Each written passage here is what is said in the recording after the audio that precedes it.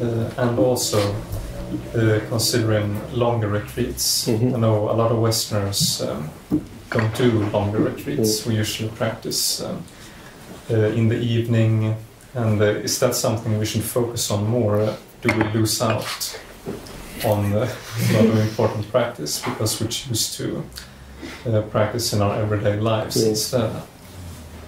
I mean, the more and more we think about that aspect of practice, the way we live and so on, it feels more and more that the more we are out there or in this, out there in living very close by with modernity, the longer the retreat we need, you know. I mean, really, to somehow balance the thing out. It feels that way sometimes. But of course, it's just not realistic at all, of course. Because that will just simply mean going out of the system and become unknown. But pretty much that was the purpose of retreat, actually, I think, long ago. Because even back in those days, like for example over the Himalayas, of course, as I said, there was hardly any entertainment at all. I mean, if you had to think about any, if you had to think about any worldly entertainment beside the spirituality, yes, was there maybe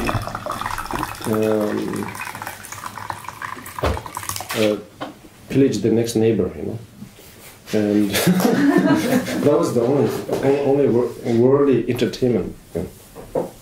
But besides that, there was nothing else. But still, even though there was such lack of worldly entertainment to get distracted into, still the mind was at some point started to become solid in a way, identifying oneself with just fixating on just one thing. And now, from a Buddhist point of view, that is not so healthy, because then that could mean that then you are festering a sort of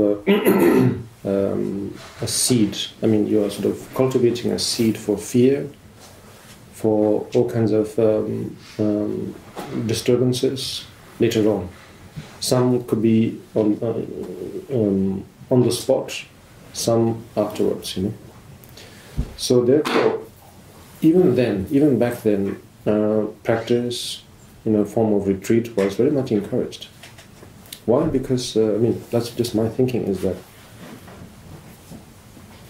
when you enter into retreat, you become actually a nobody, actually. Yeah. You completely lose your identity. Not because the practice was so great and so mysterious and so like how they present in the movies and things like that. No, not in that sense at all. That there was suddenly a very sort of secret chanting, and suddenly there's a magical thing happening there. It was simply because if you went into a cave, or if you went into that remote place, you have no real interaction, like a society would have.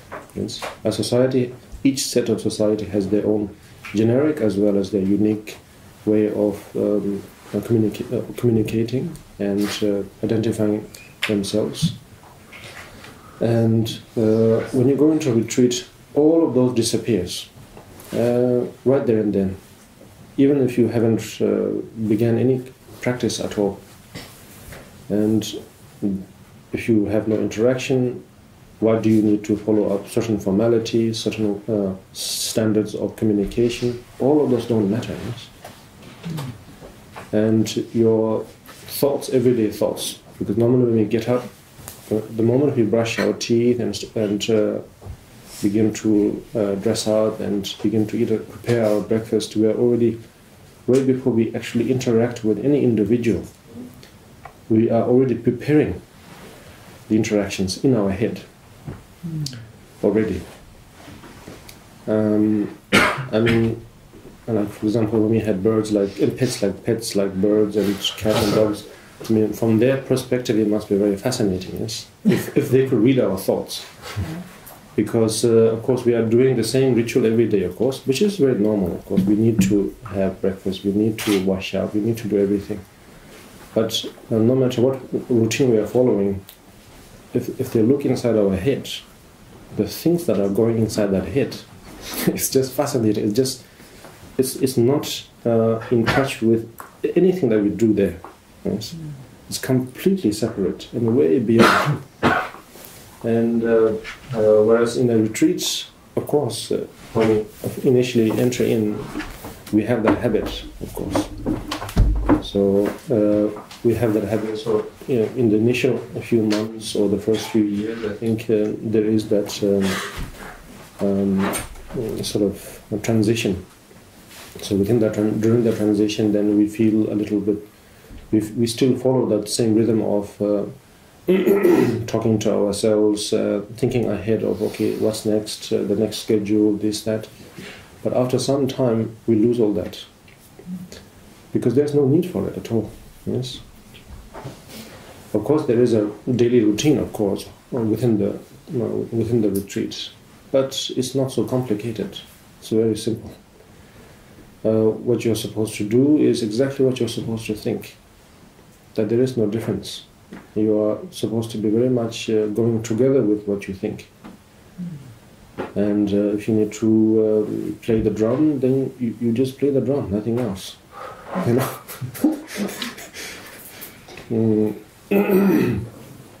And so it was a. I mean, from my thinking is that it was a way to become nobody. Yes. And that helped a lot, I think, because then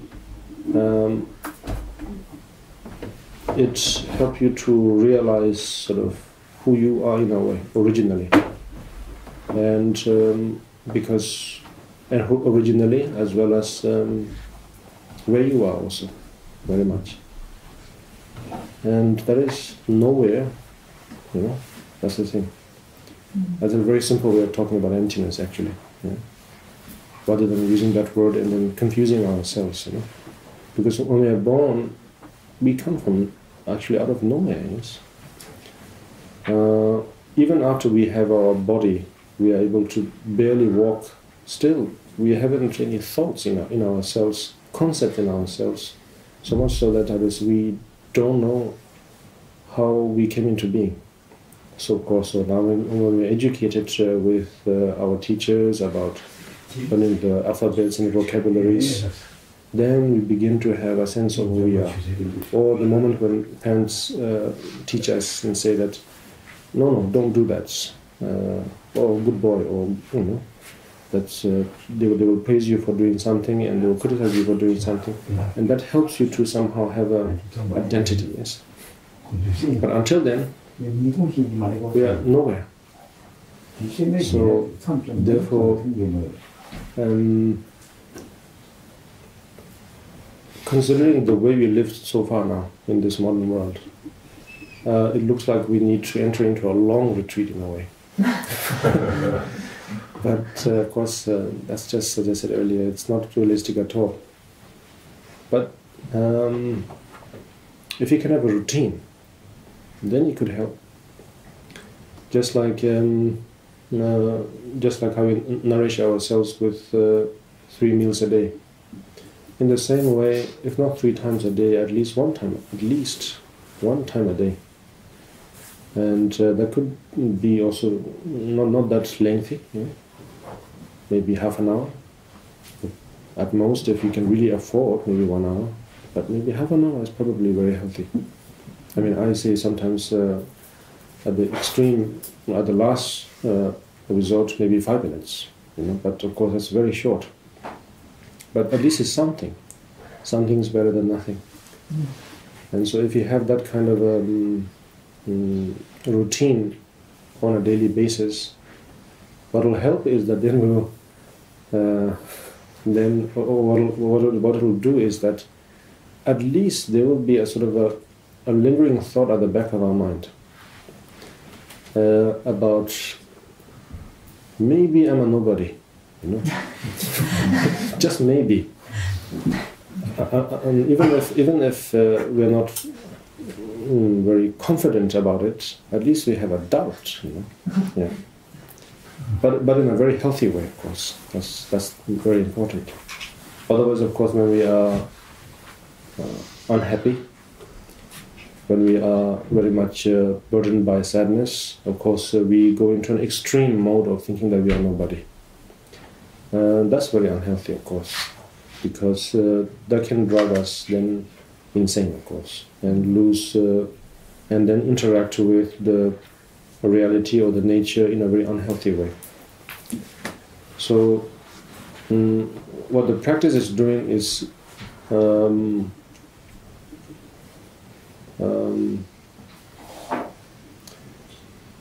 it's a very, very strange way to say it, but nourishing the body or the mind with the right amount of poison. I mean, the truth is, I mean, what is poison, yes, and what is medicine? Because at the end of the day, they go together actually, very much. It's not like the one is evil and the one is good. It has to go in the right balance.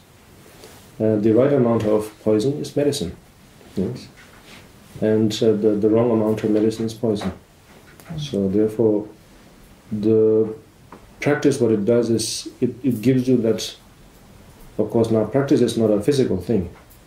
So, of course, although there are physical aspects of it, that we do certain rituals and follow certain things, but nevertheless, it's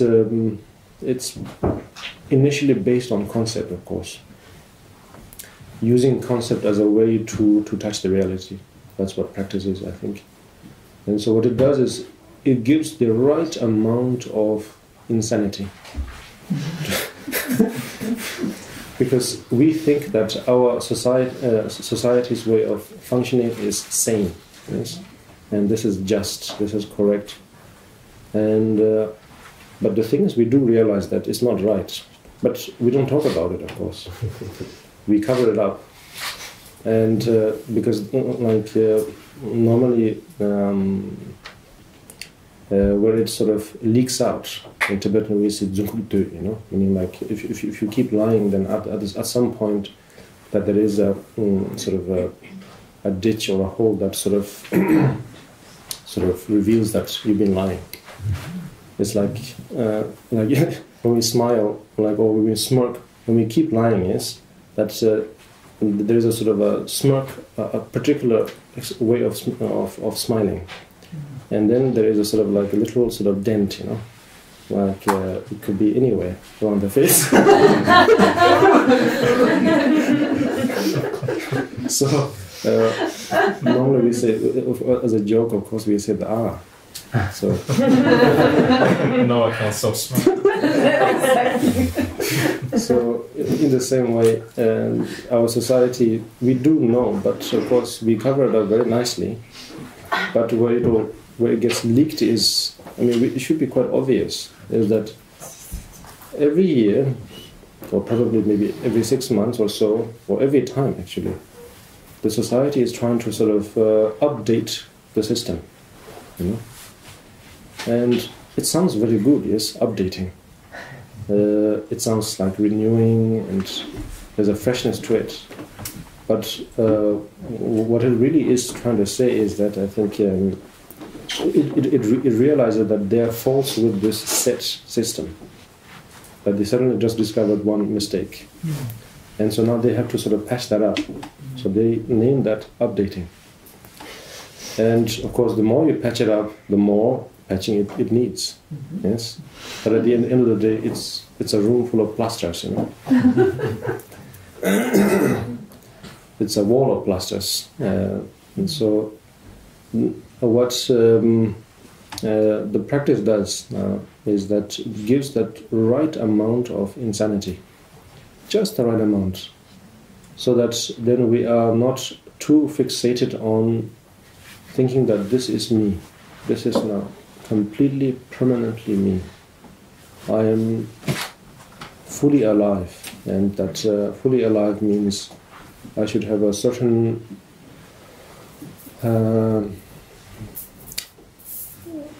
beat of rhythm. I mean, certain rhythm of beats, of the heart, a certain height, a certain complexion, and so on. So the list just goes on. Yes, and if you have those, then you're alive. If not, then not. So we have that kind of pressure on ourselves. So that the moment we experience a little bit of irregularity, then we are quite shaken by it, quite disturbed by it. So what the practice does is it gives that constant, needful insanity to us, so that we are not surprised at all when something that is beyond the schedule takes place.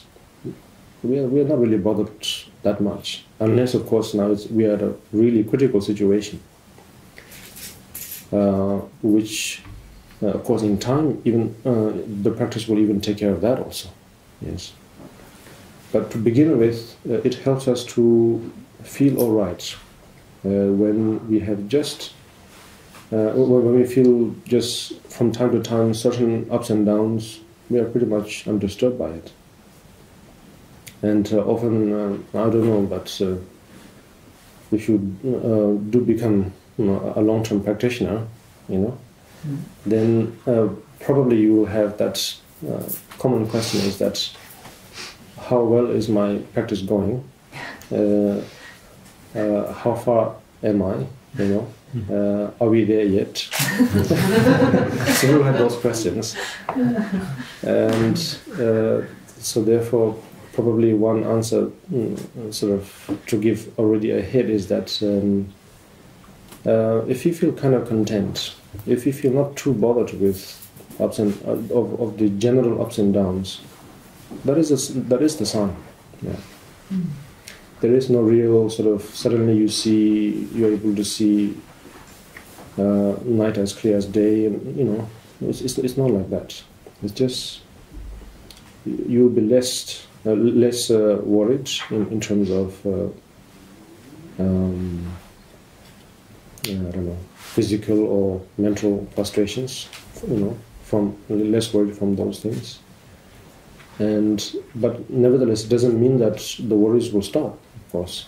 But when they come, you will not be surprised by it. Sometimes we become so shocked, yes, that even though it's not right now at our face, that we feel as if it's more than that. Yeah.